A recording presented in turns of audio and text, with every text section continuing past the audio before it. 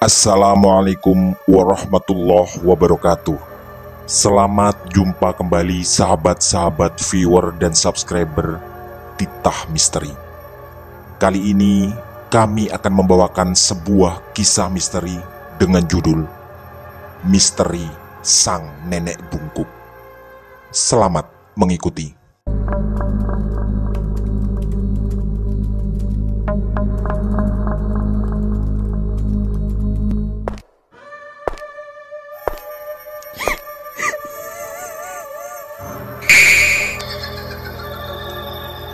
Jangan pernah mengikuti kisah ini sendirian. Terlalu banyak kejadian di alam ini yang sulit untuk benar-benar terkuak secara tuntas, karena kehidupan sendiri adalah sebuah misteri. Jombang, Jawa Timur, 1988. Ini adalah malam ketiga Yanto harus berangkat ke pasar jam 2 dini hari. Sebenarnya, ini pun bukan pekerjaan yang benar-benar baru baginya. Sebelum berangkat bekerja di Jakarta, dia juga menjalani pekerjaan yang sama. Menjadi pedagang sayur keliling yang dalam bahasa lokal disebut bakul etek atau melijo. Setiap jam 2 dini hari, dia harus kulakan di pasar, untuk kemudian mulai pagi dijajakan keliling. Pelanggannya tentu rata-rata adalah ibu-ibu. Dan menurutnya, pekerjaan dagang sayur dirasa cukup nyaman. Setelah berkeliling, sekitar jam 11 atau jam 12, dia sudah bisa pulang ke rumah dan lalu menjalani kegiatan lain, seperti membantu bapaknya merawat beberapa ekor kambing. Kegiatan seperti itu dijalaninya hampir 3 tahun, sebelum 6 bulan lalu berangkat kerja ke Jakarta. Ketika itu ada salah satu temannya yang menawari pekerjaan di sana, yaitu mengerjakan beberapa bangunan. Memang hanya itu yang bisa dilakukan Yanto. Kuli bangunan, buruh tani, atau pedagang sayur. Dengan ijazah yang hanya lulus SMP, rasanya terlalu jauh untuk bermimpi mendapat pekerjaan kantoran.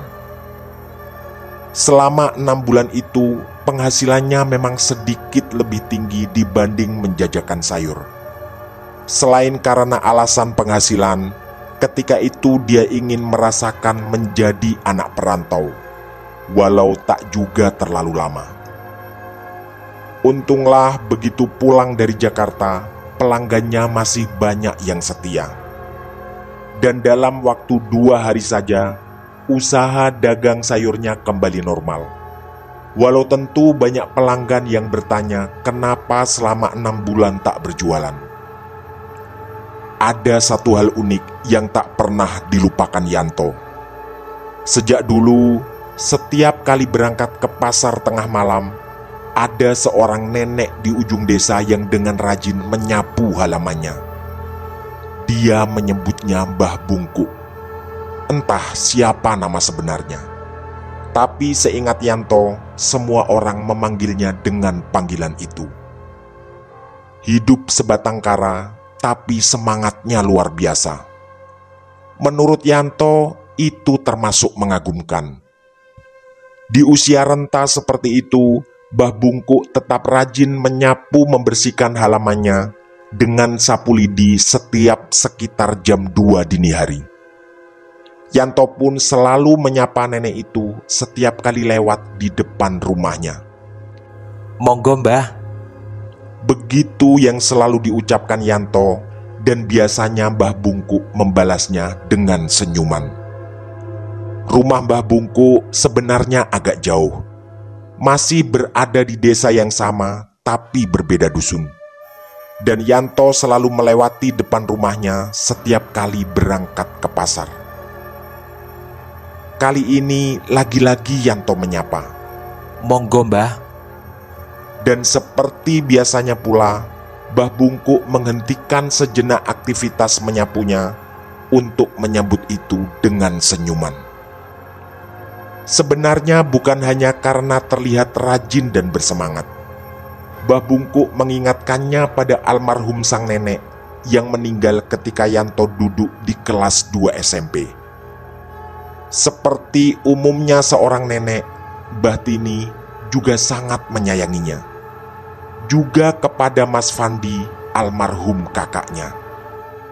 Tiba-tiba Yanto teringat Mas Fandi. Mereka berdua bisa dibilang jauh berbeda. Mas Fandi sangat tampan dan itu diakui banyak orang. Kulitnya putih bersih dan hidungnya mancung.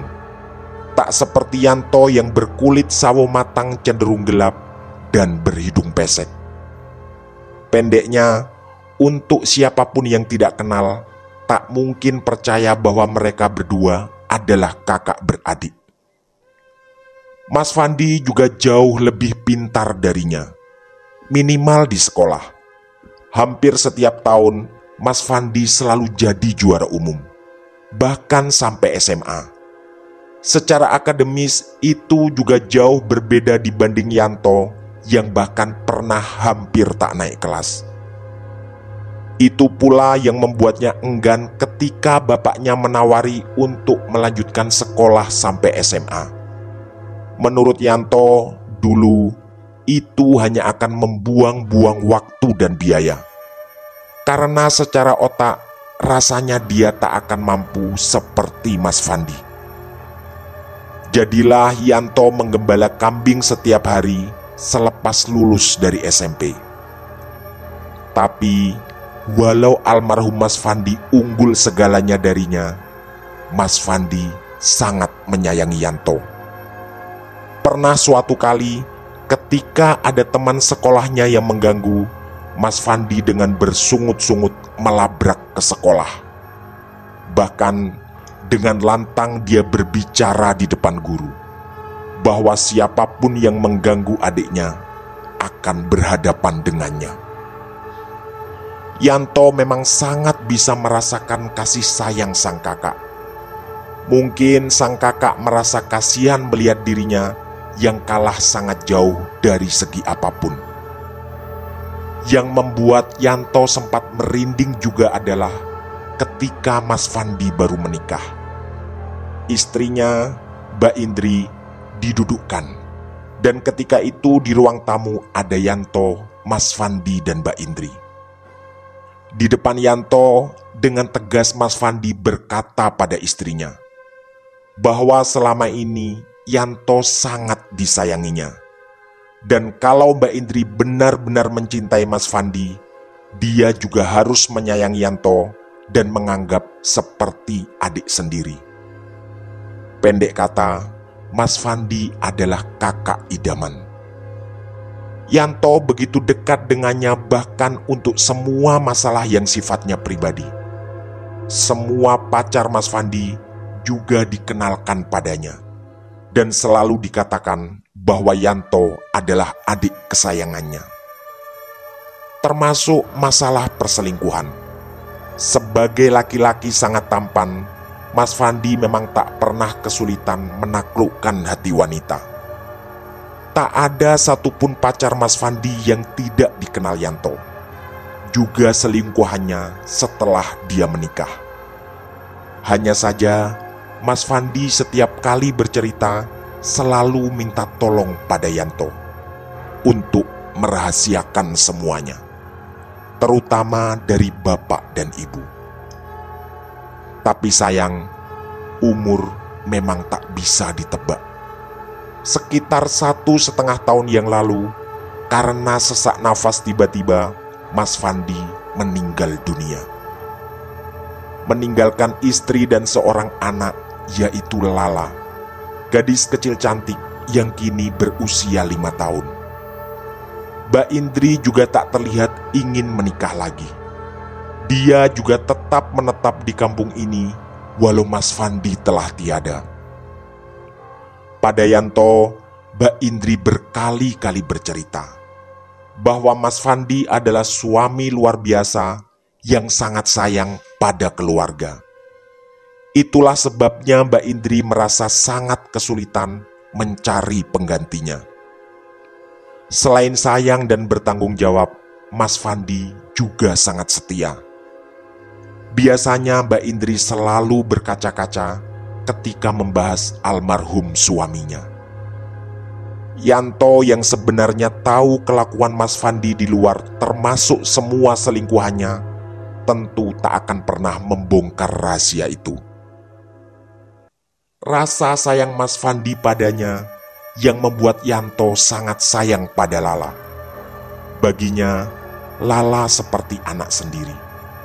Dalam hati Yanto, menyayangi Lala dengan segenap jiwa raga mungkin adalah cara membalas kebaikan almarhum Mas Fandi yang memang luar biasa menjadi seorang kakak.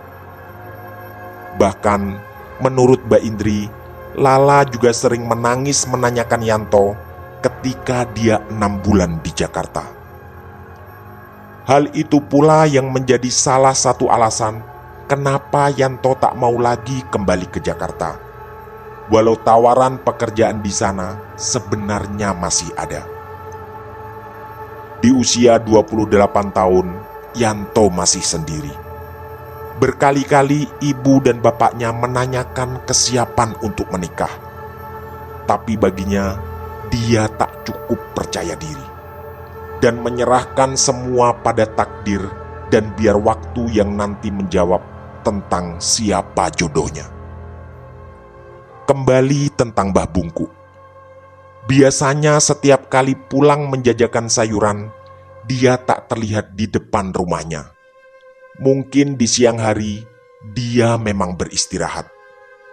Kata Mbah Ramin suatu kali, Mbah Bungku hidup hanya dari kambing-kambing yang dititipkan pada para tetangga. Dengan sistem bagi hasil itulah, Mbah Bungku membeli keperluan sehari-hari. Entah berapa umur Mbah Bungku, karena seingat Yanto, dari dulu penampilannya memang seperti itu.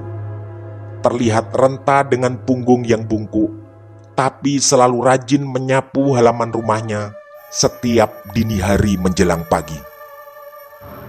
Mbah Ramin adalah sesepuh kampung yang dulunya sahabat akrab dari kakek Yanto. Terkadang setelah berjualan sayur, dia mampir ke rumah Mbah Ramin untuk sekedar ngobrol-ngobrol biasa. Selain terkenal sebagai orang pintar, Yanto merasa nyaman setiap kali ngobrol dengannya. Biasanya, ketika hasil jualan sayur cukup bagus, Yanto membelikan Mbah Ramin sebungkus rokok kretek kesukaannya. Siang harinya, selepas berkeliling menjajakan sayur, tiba-tiba Yanto ingin berkunjung ke rumah Mbah Ramin. Dan tak lupa, dia membawakan sebungkus rokok kretek. Sejak pulang dari Jakarta 3 hari yang lalu, memang belum sekalipun dia ke sana. Mbah Ramin langsung menyambut dengan senyuman begitu melihat Yanto, sekaligus menanyakan kabar setelah merantau dari Jakarta. Obrolan pun berjalan renyah dan mengalir seperti dulu. Tapi kali ini ada yang berbeda. Di tengah-tengah obrolan, Mbah Ramin mengatakan bahwa perasaannya tidak enak. Yanto yang tahu betul bahwa Mbah Ramin terkenal sebagai dukun dan orang pintar, lalu menyadari bahwa ini mungkin bukan sesuatu yang main-main. Apalagi setelah melihat wajah Mbah Ramin dengan seksama. Sepertinya dia mengkhawatirkan sesuatu yang sangat besar. Ketegangan mulai terasa. Awalnya Mbah Ramin menanyakan kegiatan Yanto selama beberapa hari ini. Yanto pun dengan ringan menjawab bahwa dia kembali berjualan sayur seperti yang dulu dijalaninya bertahun-tahun. Yanto juga menceritakan tak ada yang berbeda. Setiap jam 2 dini hari berangkat ke pasar dan paginya berjualan keliling. Lalu tiba-tiba Yanto teringat juga bahwa setiap kali berangkat ke pasar, dia bertemu dan menyapa Mbah Bungkuk yang tampilannya tidak berubah sejak dulu. Disinilah semuanya bermula. Ternyata, kata Mbah Ramin, Mbah Bungkuk sebenarnya sudah meninggal. Seingatnya mungkin sebulanan setelah Yanto berangkat ke Jakarta. Yanto mulai merasa menggigil karena ketakutan. 3 malam berturut-turut dia selalu bertemu Mbah Bungkuk dan selalu pula menyapanya. Lalu dengan tegas dan berwibawa, Mbah Ramin membuka sebuah cerita yang ternyata adalah rahasia besar, yang selama ini Yanto tak pernah tahu dan menyadari. Namanya sebenarnya Suryani dan hampir seumuran denganku. Begitu ucap Mbah Ramin. Yanto manggut-manggut karena baru tahu nama sebenarnya dari Mbah Bungkuk. Tapi kelanjutan cerita itu membuat bulu kuduk Yanto benar-benar merinding. Kata Mbah Ramin, Mbah Bungkuk tak pernah menikah. Dan sepertinya patah hati karena Mbah Diman yang adalah kakek Yanto dari jalur bapaknya. Mbah Bungkuk atau Mbah Suryani ternyata sangat mencintai Mbah Diman. Tapi Mbah Diman memilih menikahi Mbah Tumini yang adalah nenek dari Yanto. Sejak saat itulah ada semacam pertempuran gaib. Yanto yang tak pernah bertemu kakek dan neneknya baru kali ini mendengar bahwa sebenarnya meninggalnya beliau berdua secara hampir bersamaan mungkin adalah ulah dari Mbah Bungkuk. Kali ini Yanto yang mengernyitkan kening. Cerita seperti ini tak pernah didengar bahkan dari ibu dan bapaknya. Mbah Ramin yang adalah sahabat almarhum kakeknya pasti sangat paham keadaan ketika itu. Mbah Ramin yang mengaku dulu kenal dekat dengan Mbah Bungkuk lalu melanjutkan ceritanya. Setahunya Mbah Bungkuk mencari seorang dukun sakti atas kasus kegagalan cintanya. Entah bagaimana ceritanya, dia tak berusaha merebut Mbah Diman, tapi menginginkan kehidupannya tak pernah bahagia. Menurut penerawangan gaib Mbah Ramin, dulu Mbah Diman dan Mbah Tumini sebenarnya adalah korban dari santet yang dikirim oleh Mbah Bungkuk. Tapi karena mereka bertiga adalah teman dekat dari Mbah Ramin, maka rahasia ini tak pernah dibongkar. Di samping itu, Mbah Ramin juga tak ingin terjadi kekacauan. Yanto lalu berusaha menerka kenapa baru kali ini Mbah Ramin bercerita. Padahal dari dulu dia sering ngobrol dan sepertinya sudah dianggap seperti cucu sendiri. Lalu, tanpa bertanya, Mbah Ramin ternyata menjawab. Mungkin karena dia paham kegalauan di hati Yanto. Kata Mbah Ramin, kali ini dia harus bercerita karena suasana sedang genting. Kemudian, beliau seperti membuka kembali silsilah keluarga Yanto. Bahwa Mbah Diman dan Mbah Tumini hanya punya satu anak, yaitu bapaknya. Dan bapaknya punya 2 orang anak, yaitu almarhum Mas Fandi dan Yanto sendiri. Mbah Ramin sebenarnya mengaku tak terlalu paham serangan gaib itu. Tapi yang jelas, menurut Mbah Ramin, ada 3 orang yang harus berhati-hati, yaitu Pak Saeri bapaknya Yanto, Yanto sendiri, dan tentu saja Lala, anak dari almarhum Fandi.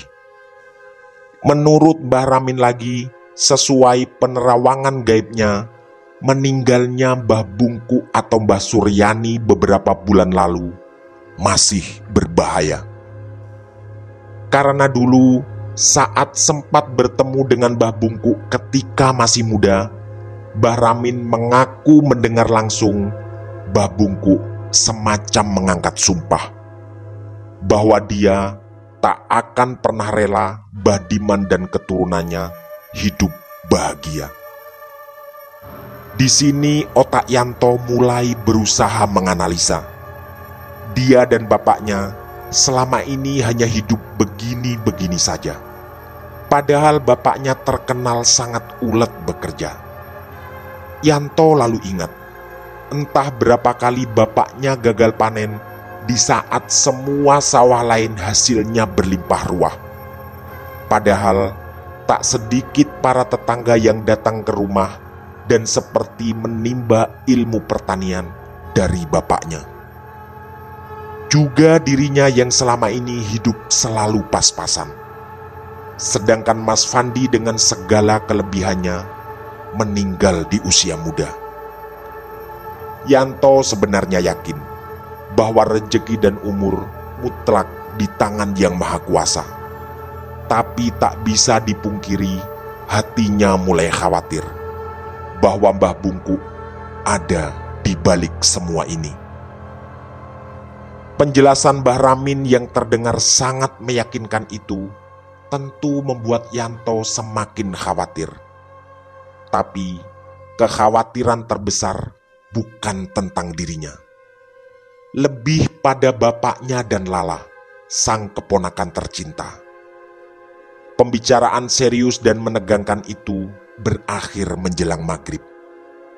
Dan Yanto yang pamit pulang berulang kali dinasihati oleh Mbah Ramin agar selalu berhati-hati. Sesampai di rumah, Yanto langsung memberikan permen kesukaan Lala. Keponakannya itu terlihat sangat berbunga-bunga sambil bergelayut dalam pelukannya. Kebetulan rumah almarhum Mas Fandi memang tepat di sebelah rumah orang tuanya. Dan Yanto masih tinggal serumah dengan ibu dan bapaknya. Begitu malam tiba, pikiran Yanto sangat berkecamuk.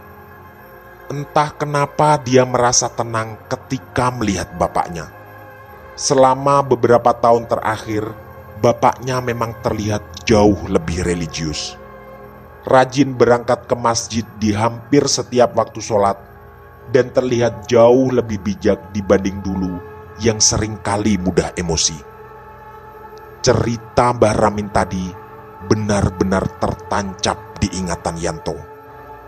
Kali ini, andai peringatan dari Mbah Ramin benar, kekhawatirannya tinggal dua, yaitu dirinya sebagai cucu Mbah Diman dan Lala yang adalah cicitnya. Tapi lagi-lagi Yanto agak mengesampingkan dirinya sendiri. Fokusnya justru pada keselamatan Lala. Seingatnya Mbah Ramin seringkali tepat ketika meramalkan sesuatu. Mungkin itu juga yang membuatnya terkenal ampuh sebagai seorang dukun. Dan dari cerita tadi siang, sepertinya ancaman serangan gaib dari Mbah Bungku mungkin tidaklah main-main. Walaupun Mbah Bungku sudah meninggal dunia. Sekitar jam 9 malam, Yanto bersiap tidur. Memang kebiasaannya setiap hari seperti itu, karena harus bangun jam 2 dan berangkat ke pasar. Penjelasan Mbah Ramin tadi siang masih sangat mengganggu. Tapi untungnya, akhirnya dia tetap bisa tertidur. Begitu bangun jam 2 dini hari, Yanto tiba-tiba merasa merinding. Ini pasti karena dia teringat kembali cerita Mbah Ramin, terutama tentang Mbah Bungku yang sebenarnya sudah meninggal. Sejak tadi dia memang tak bertanya atau cerita apapun pada bapak dan ibunya. Entahlah, Yanto tak ingin membahas itu dan hanya percaya keterangan dari Mbah Ramin. Dengan ragu, Yanto mulai menghidupkan sepeda motornya. Sebenarnya ada jalan lain menuju ke pasar, tapi terlalu jauh dan harus berkeliling. Dan lagi, itu pasti akan memakan lebih banyak bahan bakar. Akhirnya, keputusan diambil. Dia akan tetap melewati jalan seperti biasanya, walau dengan resiko bertemu lagi dengan Mbah Bungkuk. Setelah Qomat Kamit membaca doa di sepanjang perjalanan, sebentar lagi dia akan sampai di depan rumah Mbah Bungkuk. Dan ternyata dari kejauhan, nenek itu tetap terlihat menyapu halaman rumahnya. Yanto pun mulai ragu dan mengurangi kecepatan motornya. Tapi rasanya nanggung. Dia harus tetap lanjut agar bisa berjualan hari ini. Otak Yanto lalu sedikit berstrategi. Dia akan bersikap pura-pura tak tahu bahwa Mbah Bungkuk sudah meninggal. Entahlah, cara itu manjur atau tidak bagi makhluk halus. Walau sekujur tubuhnya gemetar, Yanto tetap menyapa seperti biasa. Monggo Mbah. Tapi kali ini bukan senyuman yang didapatkan. Mbah Bungkuk terlihat marah dan kedua matanya langsung memerah. Yanto tak sanggup melanjutkan perjalanan. Sepeda motornya tiba-tiba mogok dan kedua matanya dipaksa menjadi saksi kejadian yang sangat mengerikan, yaitu Mbah Bungkuk yang tiba-tiba terbang melesat ke arahnya. Yanto yang teringat semua penjelasan Mbah Ramin lalu sadar bahwa mungkin dia yang adalah cucu dari Mbah Diman akan menjadi sasaran kali ini. Yanto tak mampu berteriak, walau mulutnya terbuka menganga dan berusaha sekuat mungkin. Lidahnya juga tiba-tiba terasa kaku dan tak mampu membaca doa apapun. Kali ini sepertinya dia akan kalah. Setelah berjarak hanya sekitar 3 meter, gerakan Mbah Bungkuk memelan.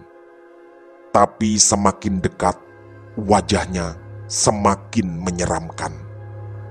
Tak ada keramahan sama sekali di wajahnya. Yang ada hanyalah amarah luar biasa.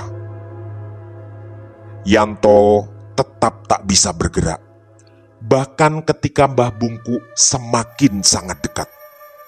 Lalu, kedua tangan Mbah Bungkuk membuat gerakan seperti mau mencekik lehernya.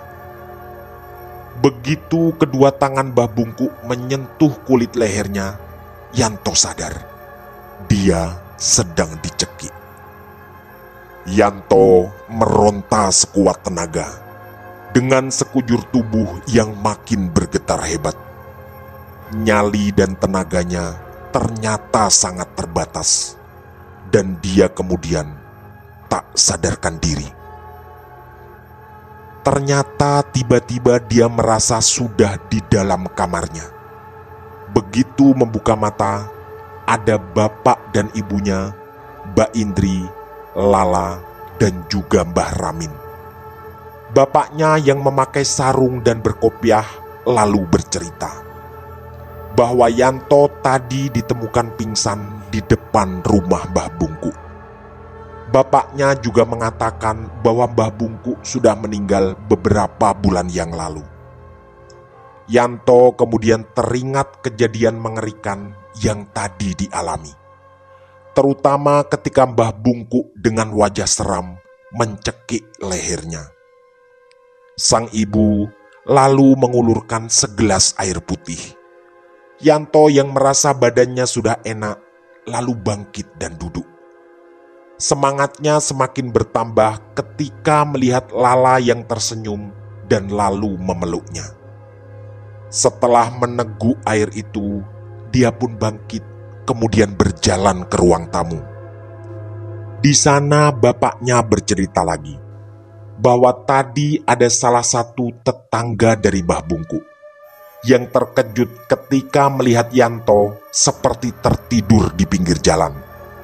Dan dengan bantuan para warga sekitar, dia pun diantar pulang. Mereka semua sudah pulang hampir bersamaan dengan datangnya Mbah Ramin. Kemudian giliran Yanto yang diminta bersuara. Dia pun menceritakan semua kejadian, terutama tentu saja saat menegangkan ketika sosok menakutkan berwajah Mbah Bungku berusaha mencekiknya. Mata Yanto sempat melirik jam dinding. Jam 5:45. Berarti cukup lama dia tak sadar.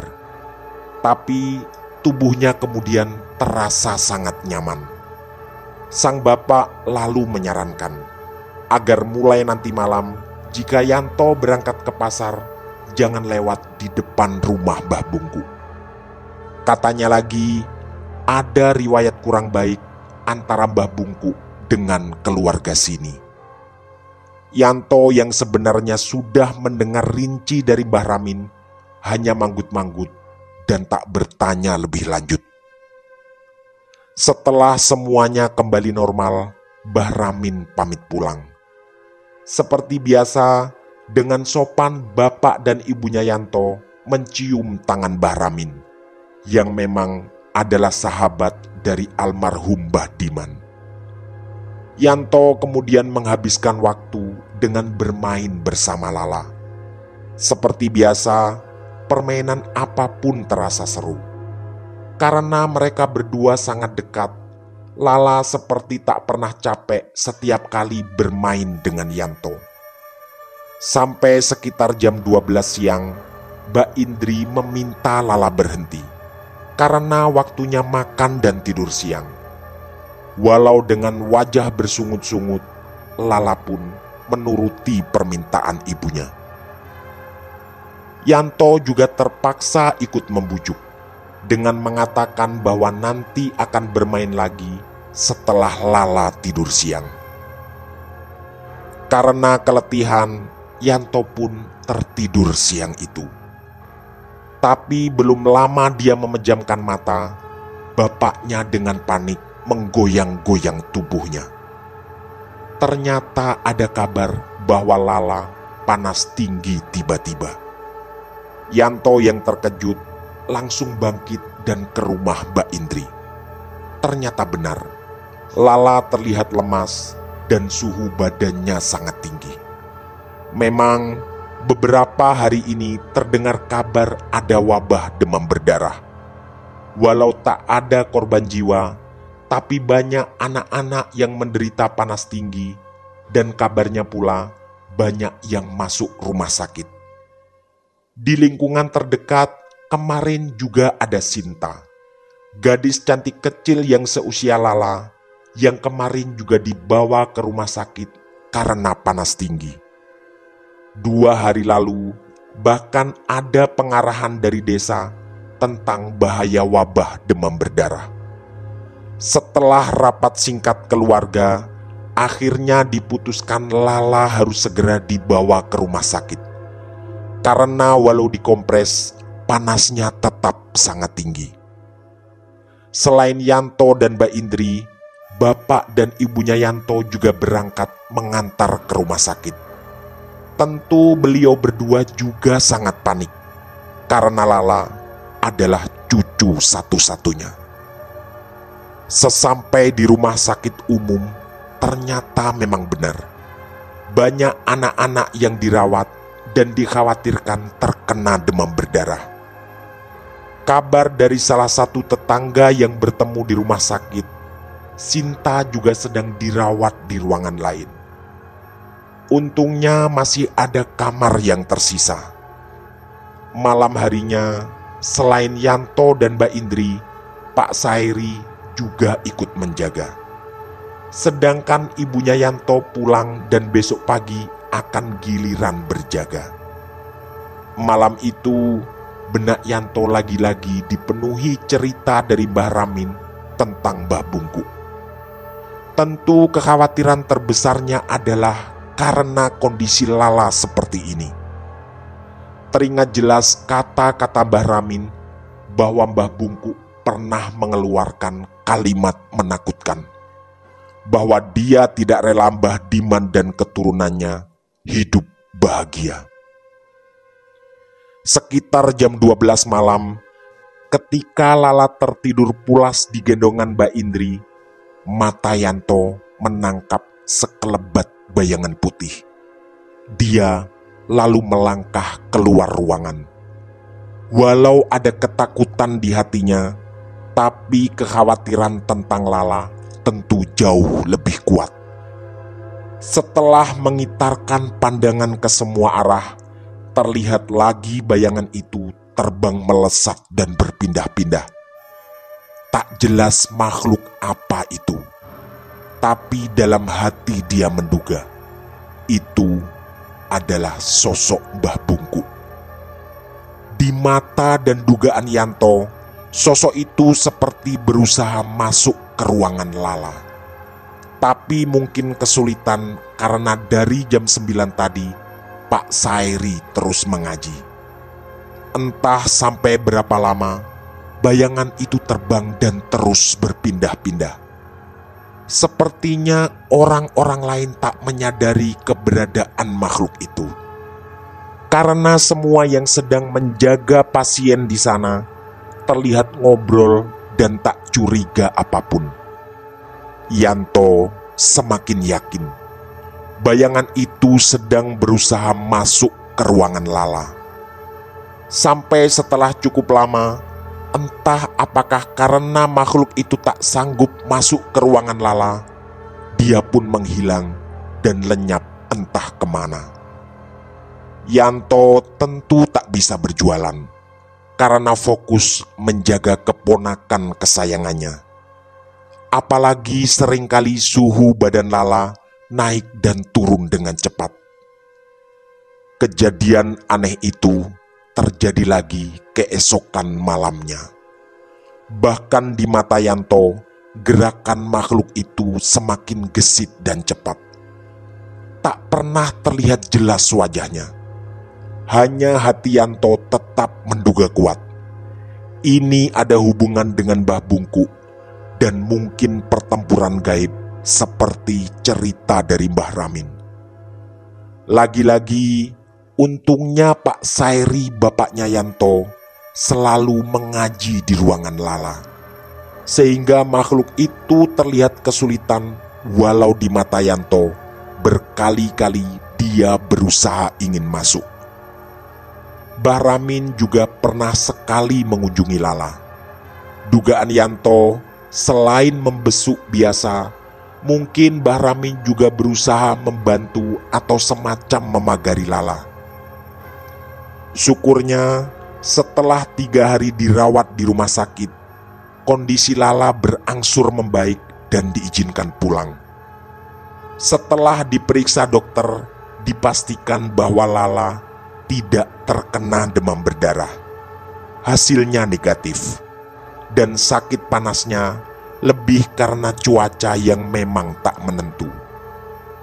Sesampai di rumah, ada kelegaan luar biasa di hati Yanto. Walau jika semua cerita Mbah Ramin benar, mungkin suatu saat nanti serangan gaib itu tetap ada. Entah tertuju pada bapaknya, Yanto sendiri, atau Lala.